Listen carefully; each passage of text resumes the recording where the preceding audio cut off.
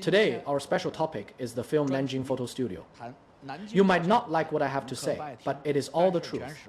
The person who directed this film is a young director born in '86. His name is Shen Ao. He looks good, but his heart isn't in the right place.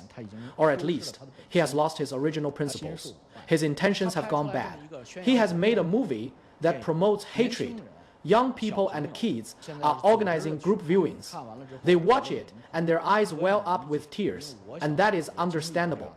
I experienced days like that when I was a kid. I remember watching films like Little Soldier Zhanga and South-North War, all these so-called revolutionary historical movies, and I'd get teary-eyed.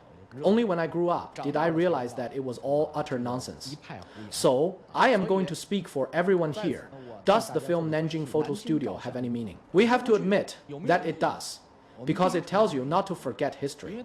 Humanity cannot forget history, but the history that humanity must remember has to be true history. If this history is distorted or twisted, or even a fabricated history that steals from and supplants the real history, covering it up, then you are better off not watching it. It is better to forget it entirely. A blank mind is much better than a mind full of false history. This film, Nanjing Photo Studio, is a complete and utter work of false history. It conceals the true historical facts and fills the hearts of young Chinese people with inherited hatred. This hatred is built on a foundation of ignorance and on the belief that they occupy a moral high ground, when in fact they're total fools.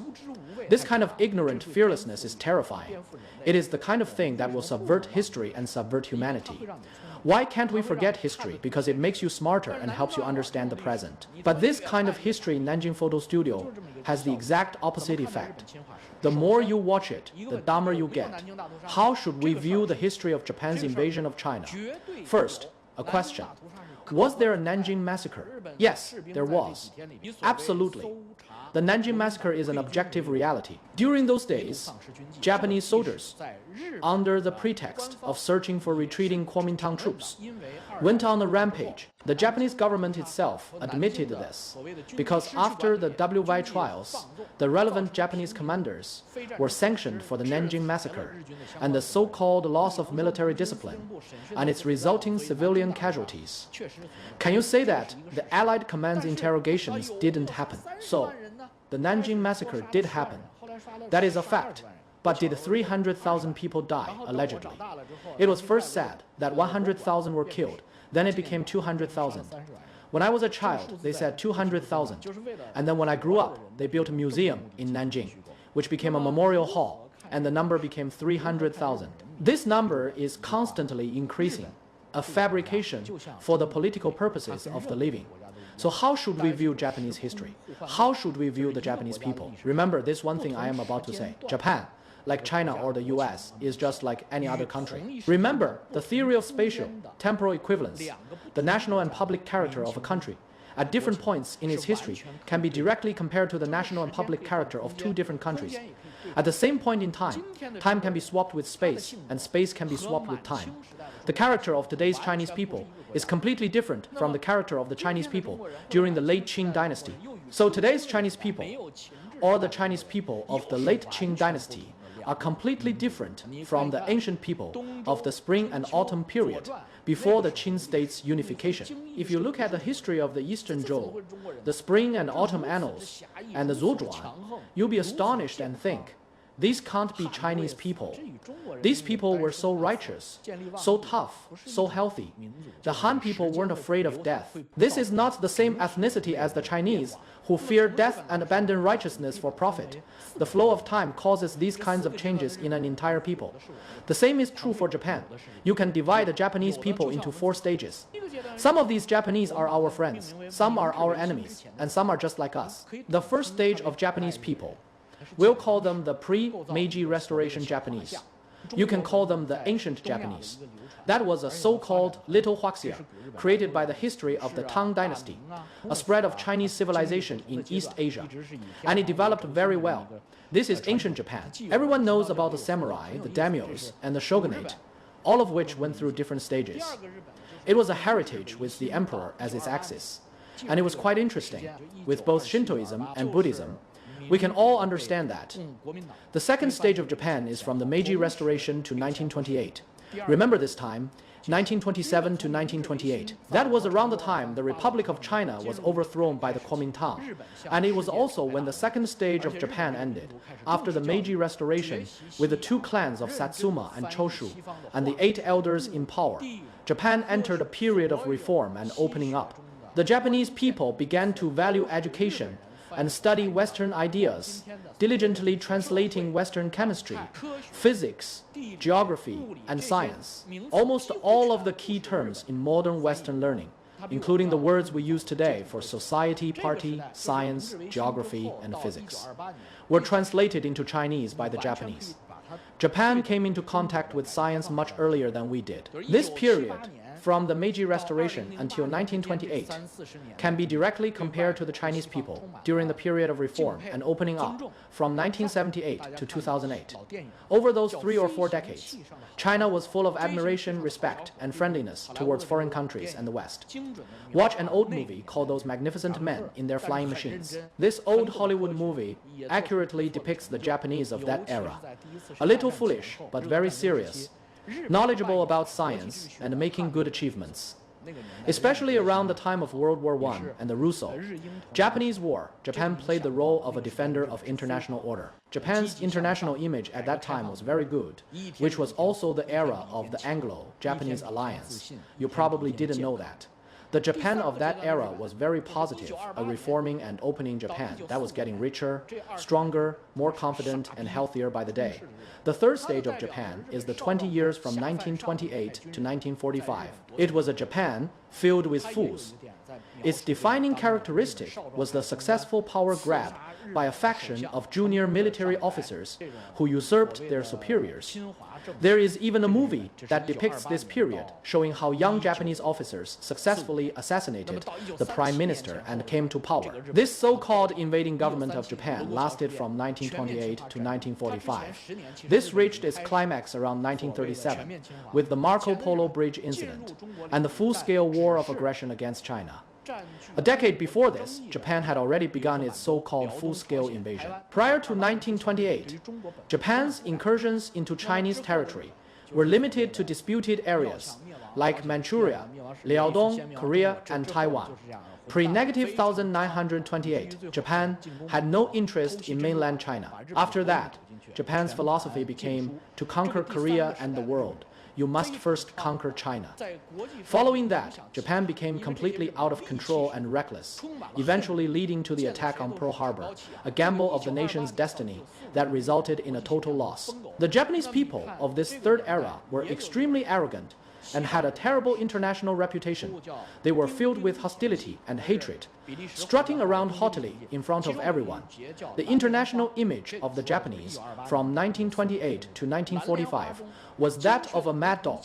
If you look at this era, there is a Western historical epic called The Adventures of Tintin, drawn by a Belgian artist.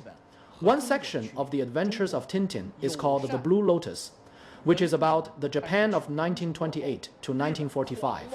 The Blue Lotus accurately and meticulously, like along the river during the Qingming Festival painting, portrays the relationship between China and Japan and the wider world at that time. It shows the distinction between Japan and China as seen by Westerners, represented by the Belgians. China was friendly and civilized, but poor and backward, while Japan was arrogant, militarily powerful, and technologically advanced, yet completely disregarded international rules and was full of hostility.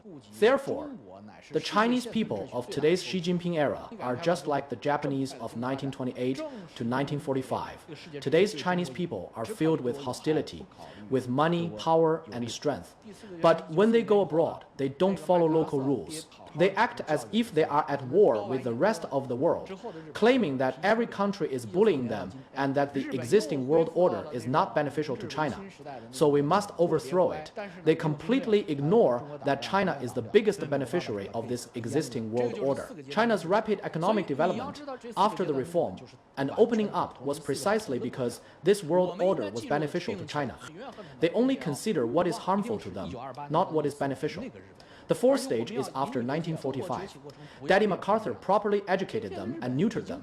After that, the Japanese became very docile. From 1945 to today, Japan has returned to the kind of civility it had during the Meiji Restoration. They are particularly well behaved, but they have no military. They can never fight a war with China, because Daddy America neutered them. These are the four stages of Japan. So you must understand that these four stages of Japan are completely equivalent to four different countries. The Japan we should remember, hate forever, and never forget, is definitely the one from 1928 to 1945. And we must take it as a warning so that China doesn't become that way during its rise. Today's Japan is no longer that Japan. The Japan after 1945 doesn't even have testicles anymore. What revenge do you want to get from them? Moreover, today's Japan is full of kindness towards China, giving all sorts of so-called post-war reparations. Did Chairman Mao say no to them? Did he really mean it? The yen loans after 1980 laid a solid foundation for China's takeoff. They were interest-free and only stopped in recent years after China became richer than Japan. Let's get back to the point. After describing the big picture, let's look at today's Japanese style. Chinese people. Director Shen A.O., a representative of the militaristic Japanese style. Chinese people of 1928 to 1945 created this historical travesty, Nanjing Photo Studio. I'll summarize the film's first fabrication, its ongoing slaughter of high-ranking KMT officers.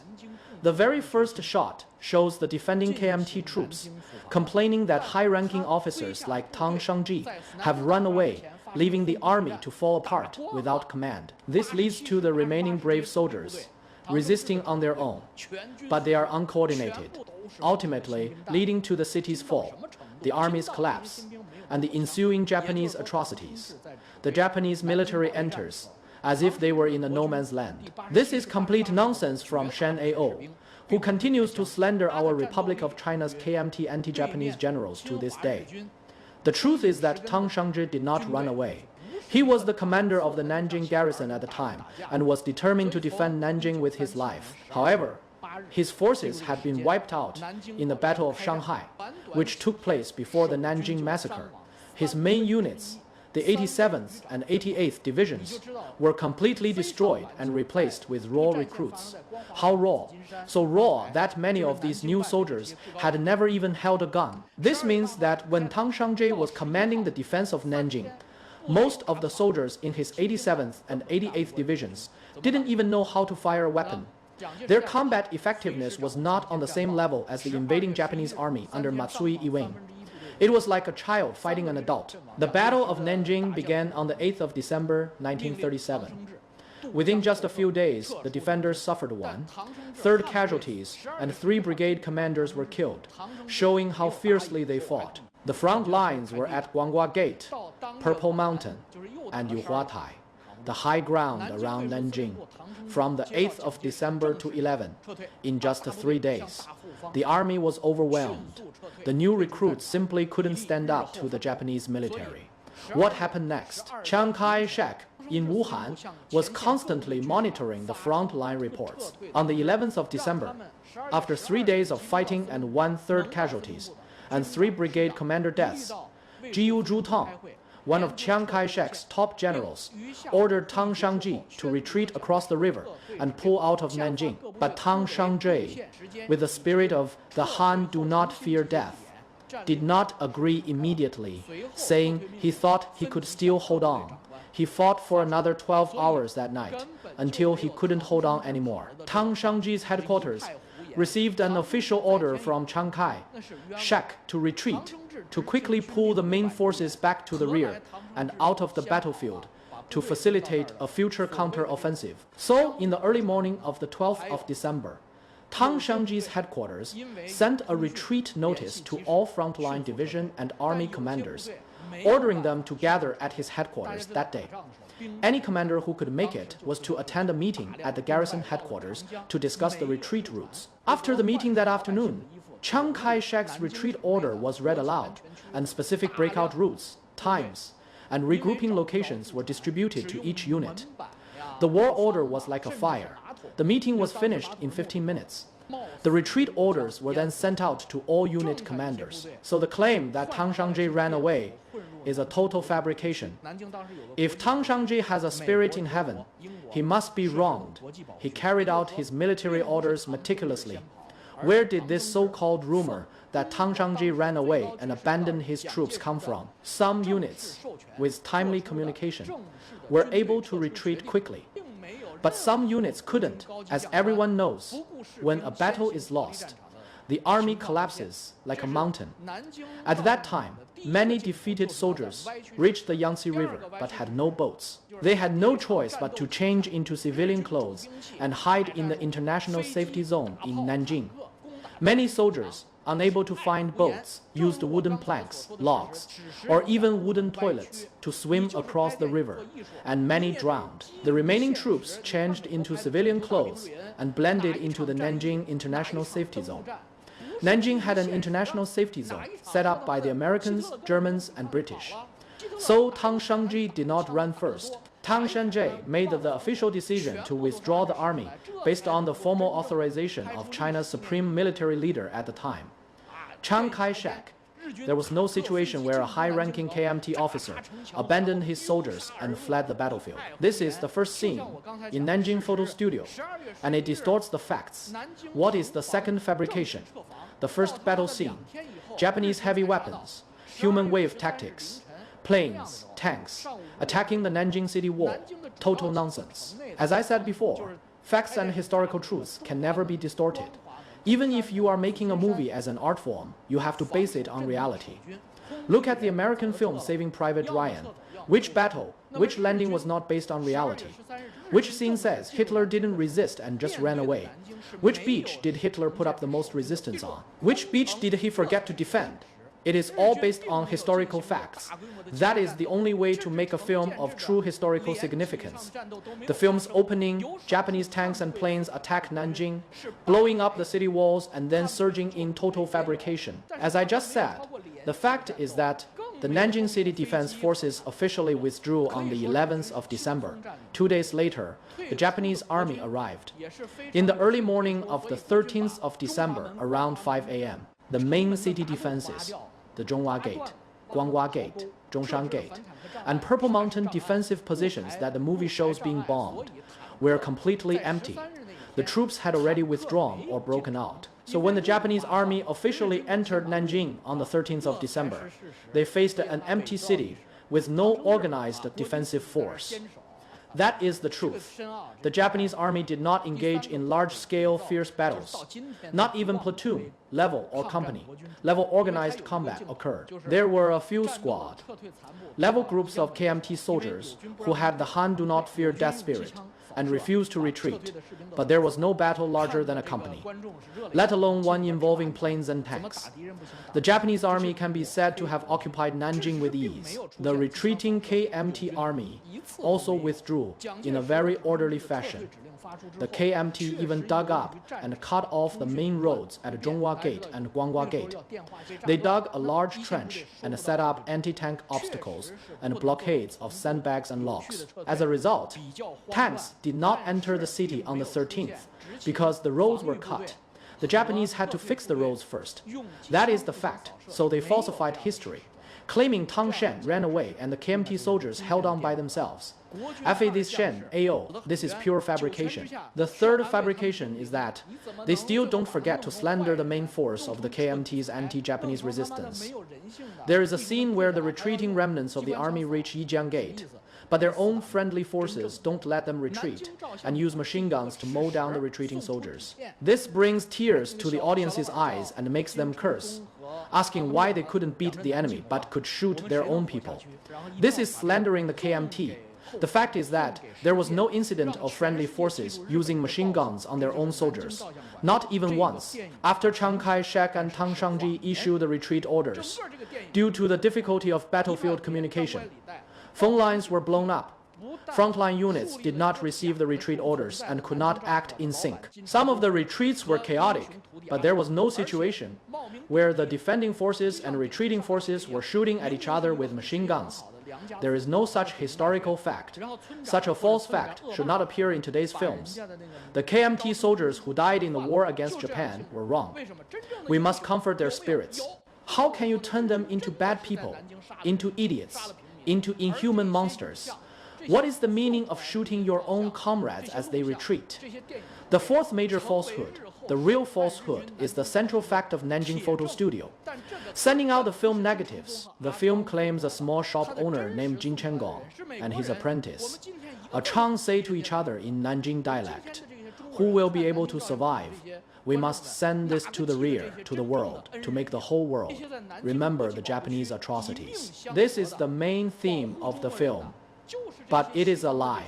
The entire theme of this film is a lie, a complete fabrication, a case of misrepresentation, stealing someone else's identity. IT not only creates a fake, non-existent Nanjing Photo Studio owner, Jin Chenzong, and his heroic apprentice, a Chang, but it also takes over the identity, just like stealing a university admission letter. A diligent student with a good background gets accepted to Peking University, and then a village head's or local bully's kid replaces the admission letter. It is that kind of act. Why? Are there real heroes? Yes. As I said, the Japanese military really did kill people and civilians in Nanjing, and those images, those recordings, those film copies became ironclad evidence for the later trials of Japanese atrocities in Nanjing. But these were not sent out by Jin Chenzong and Chang. The people who truly sent out the film were Americans. We don't mention their names today. Which of today's Chinese people who watch Nanjing Photo Studio remember these real benefactors, the Westerners, the so-called missionaries, newspaper reporters and doctors, who risked their lives to protect the Chinese people in the Nanjing International Safety Zone? Not a single word is mentioned about them. This is what I truly condemn. The film claims that Jin Chenzong, the owner of the Jixiang Photo Studio in Nanjing, and his apprentice, Chang, risked their lives to take the negatives of Japanese atrocities, the massacre of Chinese soldiers and civilians, and the rape and looting of women, captured by the Japanese photographer Hideo Ito, sewed them into their clothes, and sent them to the rear. The film claims that these were then published by Western newspapers, and the international community learned of the Japanese atrocities in Nanjing, condemned them, held the Japanese accountable, and supported China, and that Hideo Ito was forced to commit seppuku. This is all a fabrication, all fake. Was there a real Nanjing Photo Studio? Yes, there was. We must restore the truth to learn the real things. The real Chang existed. His name was Luo Jing, and he was 15 years old. He was an apprentice. In early 1938, he was a photography apprentice at the Hadong Photo Studio near Gulanger in Nanjing. He existed. One day, while developing film for a Japanese officer, he accidentally discovered many photos of Japanese soldiers committing massacres and rapes. Luo Jin was shocked and truly risked his life to secretly print 30 copies. He destroyed the ones that weren't very clear or perfect, and he kept 16 of them himself. The real person who was the prototype for Chang in the movie kept 16 photos. He put them in a photo album and drew a heart on the cover, a bleeding heart, and a Japanese bayonet next to it. And he wrote the Chinese character for shame. This is true. In 1940, Luo Jing quit the photo studio. His new job was in the transportation and telecommunications unit of the puppet government. He hid the photo album under the floorboards of his dorm room during inspections. He was afraid someone would see it. The barracks for his unit were in a temple in Nanjing, so he hid the album in a hole in the wall of the temple's restroom. He stuffed it in there and covered the hole with mud. As it happened, a classmate from the same training unit, Wu Xuan, found the wall patch wet while using the restroom a few days later. Wu Xuan thought it might be money and started digging. He didn't find money, but he found the photo album. When he opened the album, it didn't have Luo Jin's name on it, so Wu Xuan didn't know who had hidden it. After seeing the photos, Wu Xuan was also scared but also excited. Wu Xuan was a good person and didn't report it. He hid the album under the base of a large Buddha statue in the temple. When Luo Jin used the restroom the next day and found the album gone, He was afraid he would be reported. So he ran away and fled Nanjing. Wu Xuan, who had taken the album, kept quiet. It wasn't until 1946, a year after Japan had surrendered, that the Nanjing government put up a notice saying that citizens should seek revenge for their grievances. If anyone had evidence of Japanese crimes, they would be heavily rewarded for turning it in. It was only then that Wu Xuan turned it over. So, during the war crimes trials of the invading Japanese army, this photo album truly became ironclad evidence. It became the primary evidence used to convict Iwin Tani, the former commander of the Japanese 6th Division. In other words, the truth is that before Japan surrendered, the apprentice at the Huadong photo studio did not send this evidence of Japanese crimes to the rear. And it certainly did not attract any attention from the Western media. The real Luo Jin secretly got these things and then hid them because he was afraid of getting into trouble. That is the truth. And after he couldn't find them, he got scared and ran away. The one who actually turned them in was Wu Xuan. And that is the real nature of Chinese people. Where are these heroes in China who do not fear death? Lu Jin and Wu Xuan were the best of the Chinese people at that time. So it was only after Wu Xuan was certain that the world had settled down, a full year after the end of World War II, that he handed the album over. At that time, there really were genuine heroes who brought the truth to the world's attention. Do you remember, ever since I was a child, I've heard about Li Shuyin, an old lady who survived being stabbed 37 times. After the Japanese military raped her, they stabbed her 37 times with a bayonet. Li Shuyin was just a young girl from Nanjing, not a soldier. The video of Li Shuyin with 37 stab wounds was immediately sent out to the world. It reached the world while the war was still being fought in 1937. The Japanese military was completely disgraced because of it. The Nanjing massacre was the last urban massacre the Japanese military committed in China, and it is directly related to Li Shuyin and her 37 wounds. It has nothing to do with Luo Jin and Wu Xuan, since they only dared to bring their evidence out a year after Japan was defeated. They are the real Chinese people. Back then, the war had just started, and the Japanese hadn't even declared war on the British or Americans yet, nor had they attacked Pearl Harbor. But international opinion had already started to condemn them. The world had seen what happened in Nanjing, so the Japanese didn't dare to kill anymore. This video indirectly saved countless Chinese people later on. This is why, when cities like Wuhan fell, the Japanese military didn't commit a massacre. Remember these names: John Meiji and George Fitch. These are the true benefactors of the Nanjing photo studio. They are our real heroes. They are the true protagonists of Nanjing Photo Studio. Just because they're named George and John instead of Sima Chang doesn't mean their names should be erased in the dust of history. The real person who risked his life to send out the video evidence of Japanese atrocities was George Fitch, who was the secretary of the Nanjing International Committee for the Safety Zone. The footage he sent was filmed by John Meiji, a missionary from the American Episcopal Church in Nanjing. All Chinese people with a conscience should never forget John Meiji. Meiji was also a member of the Nanjing International Committee and the chairman of the Nanjing chapter of the International Red Cross. He had a 16mm movie camera. Unlike still cameras, this was a powerful tool that could shoot videos. During the Nanjing massacre, Reverend John Meiji risked his life to secretly film a large amount of live footage of the Japanese military. He filmed a total of 4 reels of film, amounting to 105 minutes of video. To get these 4 reels out, Meiji and Fitch risked execution because the Japanese wouldn't spare them just because they were Westerners. They truly risked their lives to send the footage out. They actually sewed the film into the lining of their wool coat to smuggle it out. So, Shen A.O., you erased the names of the real foreign heroes and replaced them with your own. Have you no shame? How can you disgrace the Chinese people so much? To let the world know about the war crimes the Japanese committed in Nanjing, Reverend Meiji entrusted George Fitch with the task of getting the film out of Nanjing. In February 1938, Fitch asked the Japanese command in Nanjing for permission to go to Shanghai to buy medicine. He was given a precious travel permit. He took the 4 reels of film, took them apart, and sewed them into his camel hair coat. He then boarded a Japanese military train and arrived in Shanghai. Once there, he took the film out and gave it to the British journalist Timothy H.J. Timperley. Timperley then had Kodak develop copies. The original film was sent to the UK and the US via both diplomatic pouches and merchant ships as a precaution. See how thorough they were. One copy to the UK, one to the US. And they made 2 additional copies in March 1938. A month later, Life magazine in the US published some of the photos, causing an international uproar. The Japanese authorities were utterly shamed and panicked.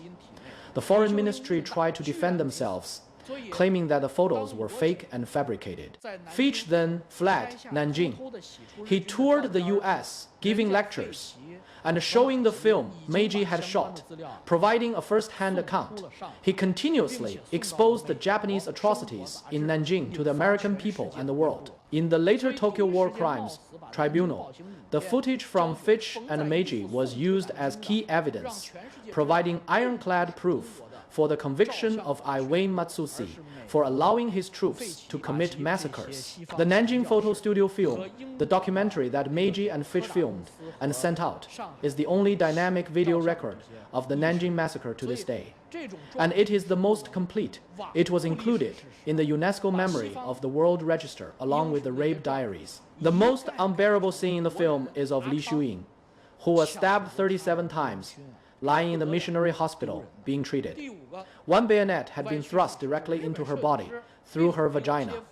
Li Shuying was lucky enough to survive. So when Luo Jing was secretly developing photos of Japanese soldiers in Nanjing, Fitch and Meiji had already sent their materials to Shanghai and had them published in Life magazine, drawing worldwide attention. The ones who first risked their lives to sew film reels of the Nanjing atrocities into their clothes and get them out of Nanjing were not some Chinese photo studio apprentices, but Americans like Fitch and Meiji. These Western missionaries, and the British guy, and those brave people in Shanghai who helped with the development. Such a heroic act should not be ignored for the sake of historical distortion. It is an incredible and shameful act to completely change the brave deeds of Western heroes and claim they were the work of a Chinese person named A Chang. The 5th historical distortion is the claim that the Japanese photographer committed seppuku out of shame. That is not true. He was a Japanese version of Zhang Yimou. The character's prototype is Yasujiro Ozu. Every character in Nanjing Photo Studio has a real-life prototype, so you can look up their real story and learn the truth. The prototype for the Japanese photographer in Nanjing Photo Studio is named Yasujiro Ozu. Born on the 12th of December 1903. He died on the 12th of December 1963. He did have a role like that during the war. He served in a chemical weapons unit. You could think of him as a Japanese Zhang Yimou. He didn't commit any war crimes. After the war, he returned to Japan and made many popular films. The 2 most famous are Late Spring and Tokyo Story. Tokyo Story is a very famous film. Later, he also made a movie called An Autumn Afternoon, the Taiwanese singer's song. The Taste of Sorry also refers to the film he made before his death. So he was a famous Japanese director. The unit he was in used a lot of chemical weapons during the war against China. The Chemical Weapons Convention was only signed in 1997. You can't use today's laws to judge yesterday's people. You can't use a former dynasty's imperial sword to execute an official of the current dynasty. The widespread use of chemical weapons in warfare happened during WWI on the Western Front. The British, French, and German armies caused massive casualties. Sun, chlorine gas, and mustard gas were all invented during that time. During WY, the Japanese military also used chemical weapons extensively in China, because China didn't have any after the war. The US military used chemical weapons extensively in Vietnam. So chemical weapons are a cruel weapon used in human warfare, and they were completely banned by a convention in 1997. I also need to tell you a fact. In this process, Taiwanese people, proportionally, have been subjected to the most chemical weapons on this planet. When the Japanese military was suppressing the indigenous mountain tribes in Taiwan in the 1930s, the period depicted in the movie Warriors of the Rainbow, static bail, they couldn't defeat them in mountain warfare. So the Japanese military used chemical weapons extensively in Taiwan. These were the same chemical weapons they would use 10 years later in Shanxi, Wuhan, and tear down against their Chinese compatriots, whom these mountain tribes did not recognize as their own. Chemical weapons were considered a common high-tech weapon at the time, and weren't seen as particularly evil. So when the Japanese were tried after the war, no one was severely punished for using poison gas or hydrogen cyanide on the battlefield. In evidence number 327, at the Tokyo trials, the so-called punishment for using chemical weapons was because they were used against civilians, not against the opposing army on the battlefield. Yasujiro Ozu was just an ordinary low-ranking officer or non-commissioned officer. He was never punished or tried. That is the fact. It is useless to deny it and claim a spiritual victory by saying, Yasujiro Ozu committed seppuku. Okay, I know, Shen A.O., you want the Chinese people to hate, but why don't you tell them that Yasujiro Ozu not only didn't kill himself, but lived a happy and fulfilling life after the war and achieved the highest achievements of his life, becoming a famous Japanese director? This is the truth. I want to emphasize again, a lot of the photos in the Nanjing Massacre Museum are actually from the Tongzhou Massacre. The Tongzhou Massacre happened very close in time to the Nanjing Massacre, less than half a year apart, about 4 months later. But the Tongzhou Massacre took place in July, in the summer. Tang County is today's Tangzhou in Beijing. The Nanjing Massacre happened in Nanjing in December, in the winter. So if you see photos of bodies in light clothing in the Nanjing Massacre Memorial Hall, those are photos from the Tangzhou Massacre. The Tangzhou Massacre was carried out by Chinese people, massacring Japanese people. It is the exact opposite. Of course, after the war, the Japanese would later explain that their soldiers were so angry and wanted revenge in Nanjing because of the Tangzhou Massacre. They claimed that since the Chinese did this, they would take an eye for an eye. Knowing this, when you look at the photos in the Nanjing Massacre Memorial Hall, you should have a scale in your heart. Those photos of large numbers of bodies in light clothing and massacred civilians are actually Japanese nationals from Tongzhou. Because the Japanese look like us after the war, both the KMT and the Communist Party took these photos and claimed that they were evidence of the Japanese committing the Nanjing Massacre. Why? It is called karma, because these photos were taken and widely promoted by the Japanese government to show how evil and barbaric the Chinese anti-Japanese military and people were. They promoted them themselves. And then the Chinese took those same photos and claimed they showed the Japanese killing the Chinese in Nanjing. What happened in the Tongzhou Massacre? On the 28th of July, 1937, the 29th Army fought the Japanese in Beijing after the Marco Polo Bridge incident. On the day of the fierce battle at Nanyuan, on the 28th of July, 1937, the Japanese army was concentrating its forces at Nanyuan to engage the main force of the 29th Army. As the leader of the Tongzhou Security Force, Zhang Qingyu, who wasn't truly loyal to the Japanese, decided to revolt on the night of the 28th of July. The Tongzhou Security Force gathered 6,000 men. The security forces from all over Beijing and North China were brought to Tongzhou to be trained. The Tongzhou Security Force was infiltrated with a large number of KMT and Communist Party agents, disguised as defectors. That night, the security force under Zhang Qingyu launched a surprise attack on the Japanese military and the puppet government of Yan Rugang. The Japanese had no intelligence. The security force had not leaked any information. Zhang Qingyu's security force completely sealed the city gates of Tongzhou, cut off all transportation, surrounded the Yan Rugang government and captured him. At the same time, they attacked all Japanese government offices, killed the head of the Japanese intelligence agency, Shigeru Hosoki, and killed all the Japanese soldiers. At that time, the Japanese garrison in Tongzhou had only about 300 men stationed at Xikang, and they were not a main force. So the 300 Japanese defenders at Xikang, upon hearing about the security forces' revolt, gathered all the Japanese special police, military police, and civilians into the Xikang barracks. A total of 600 to 700 people. They resisted stubbornly, waiting for outside help. The next day, they were completely wiped out by the Tongzhou security force. 6,000 people fighting 600 people. a total annihilation. The revolting security force then tortured and killed all the Japanese civilians in Tangzhou, regardless of gender or age. Of course, the women were also raped and humiliated before being killed. So when these several hundred Japanese civilians were killed, international opinion was in an uproar. Because the security forces had withdrawn the next day, the Japanese returned and saw the ground covered in bodies, and they took a lot of photos, which they used for international propaganda. Of course, the international community would then criticize Chiang Kai-shek. Chiang Kai-shek responded, "Our investigation found that we only killed 104 Japanese civilians, and another 108 were not Japanese. They were Koreans. We killed 108 Koreans." Of course, this explanation, just like whether the Nanjing massacre was 100,000 or 300,000, is completely useless.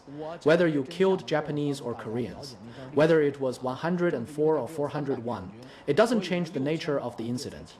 So this is the problem. The background is that the Marco Polo Bridge incident broke out in July 1937, and China began a full-scale war of resistance. On the night of the 28th, the Tangzhou Security Force launched a revolt, attacked all Japanese residential areas in Tangzhou, killed all the Japanese, and then withdrew. The next day, after the Japanese discovered this, they used the incident as a propaganda tool. The Japanese imperial headquarters and the Japanese side widely publicized the event to the international community, and it became the excuse for the later Nanjing massacre. When the Nanjing massacre was exposed, they really used the Tangzhou incident as a cover-up. This is the truth about the Tangzhou massacre and the Nanjing massacre. I hope that by telling you these truths, I can help you understand that period of history. It was precisely because there were only 300 Japanese defenders that the 6,000 security forces revolted. 6,000 people surrounded 300 people and fought for a whole day and night. This shows how skilled the Japanese military was. When the city walls were breached, the Chinese army left no one behind, regardless of gender or age. Both sides were killing with bloodshot eyes. Li Xiuying, who was stabbed 37 times, was still lucky compared to the women who died in the Tangzhou massacre, because Li Xiuying had Western missionaries to save her. The Japanese and Korean women who were victims of the Tangzhou massacre suffered unimaginable fates. At that time, both China and Japan were filled with demons.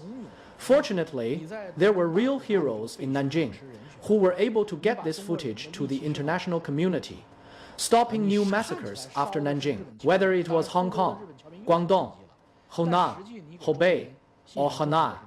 The Japanese never dared to conduct another urban massacre. I hope all Chinese people remember that. The real heroes of Nanjing Photo Studio are not Summer Chang, but Fitch and Meiji. They are the real heroes, and everyone should remember them forever. War is a tool of humanity, but especially in civilized societies, war also has rules. You have to follow the rules of engagement. Otherwise, you will be sanctioned. Even in ancient China, there were rules of war.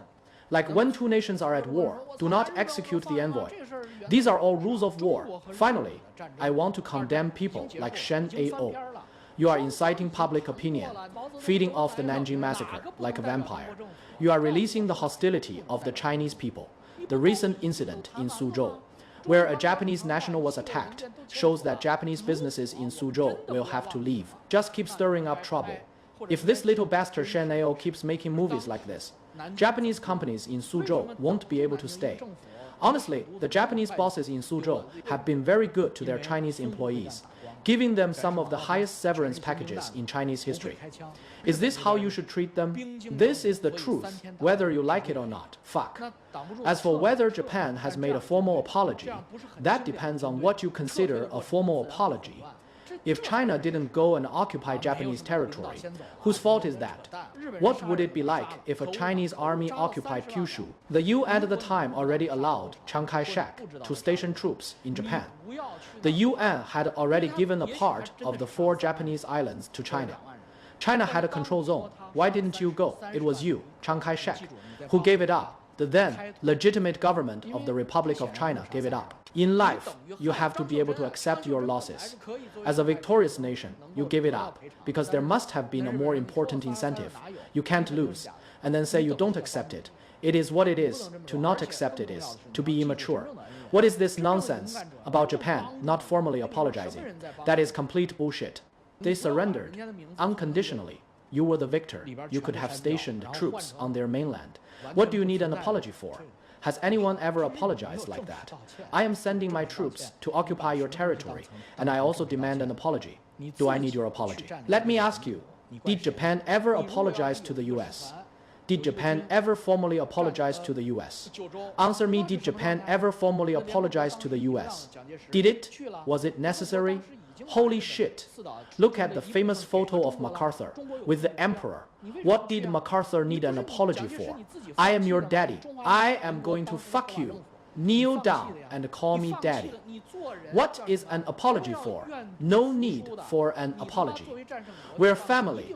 An apology would be too formal. If Chiang Kai-shek had occupied a quarter of Japan at the time, because a quarter of Japan was ceded to China, and China had the right to station troops there, do you think the emperor wouldn't have posed for a photo with you? If a Chinese commander in Japan said, "Emperor, I'd like to take a photo with you. Could you come here?" Do you think the emperor would say, "I don't have time"? Did that happen? Number, you played the wrong hand. You lost to Mao Zedong. So Mao Zedong, of course, was grateful to Japan. Our beloved Chairman Mao took every opportunity to thank Japan. Am I being extreme, or is Chairman Mao being extreme? Didn't Chairman Mao say to Kakuki Tanaka, "We should be very grateful to Japanese imperialism. Without Japanese imperialism, there would be no new China"?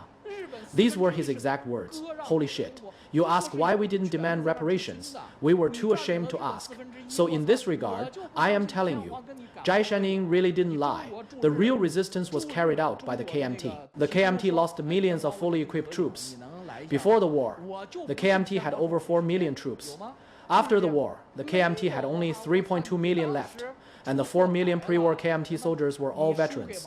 After the war, many of those 3.2 million KMT soldiers had never even held a gun. Before the war, the Chinese Communist Party Army had 45,000 men. After being reorganized into the 8th Route Army and the new 4th Army, they had 45,000 men. After the war, Li Yonglong's independent regiment had 1.2 million men. The Chinese Communist Party's army went from 45,000 to 1.2 million over 8 years, while the KMT's army went from 4 million to 3.2 million. Who was really fighting the Japanese? Do I even need to say the numbers speak for themselves? Who fights a war and comes out with more people? And last week, there was another attack on a Japanese mother and son in Yuqi, Yunnan. Many Japanese businesses in Suzhou have to leave. Just keep making trouble. If this little bastard Shen Neo keeps making movies like this, Japanese companies in Suzhou won't be able to stay. Honestly, the Japanese bosses in Suzhou have been very good to their Chinese employees, giving them some of the highest severance packages in Chinese history. Is that how you should treat them? This is the truth, whether you want to hear it or not. Fuck. When you hear the truth, you think I am being extreme. Let me tell you. First, I never said that the Japanese didn't kill people in Nanjing. I just told you they didn't kill that many. As for the number 300,000, if you took away 10, it still wouldn't be accurate. The Japanese didn't kill that many. That is the first point. Because Meiji and others wrote very clear memoirs stating how many people were killed and where. And the fact is that the number of people killed doesn't add up to 300,000 second. I've been to the Nanjing Massacre Memorial Hall. How many of you have been? How many of you young people have gone? I went right after the Nanjing Massacre Memorial Hall opened. I saw a large number of photos of bodies wearing thin clothing. At the time, I was confused. I wondered if the Japanese had made people change clothes before killing them. The clothes didn't look like underwear. They looked like outerwear. Were the people of Nanjing so resistant to the cold in winter? Later, I learned that some photos were taken from the Tongzhou massacre. The bodies lying on the ground, with their stomachs cut open, were actually Japanese or Korean. Holy shit, what a mistake. A national-level memorial museum made such a sloppy error with its photos. Then I'll tell you that the person who actually sewed the film into their clothes and sent it out was not a Chinese person at all. That Chinese guy named Chan was so scared. He hid the film in a hole in a toilet wall, and when he saw it was gone, the other Chinese guy who found it stole it. A Chan didn't know what happened and immediately ran away, and he never appeared again until after the war was over. A Chan who hid the photo album never came out in the end. Then this guy Wu Xuan, who stole the photo album, hid it under a Buddha statue, and kept it hidden until 1946. It was more than a year after Japan surrendered that he finally dared to take it out and hand it over. This is what a real Chinese person is like. But the one who didn't fear death and who sewed the film into his clothes and sent it out under the bayonets of the Japanese army was an American. Holy shit, you ungrateful holes. The Americans saved our lives back then. Without the Americans helping in WE, China would have been destroyed 100 times over. And now you don't mention a single word of it. Holy shit, you really think China won the war all by itself? Holy shit. You guys are so shameless.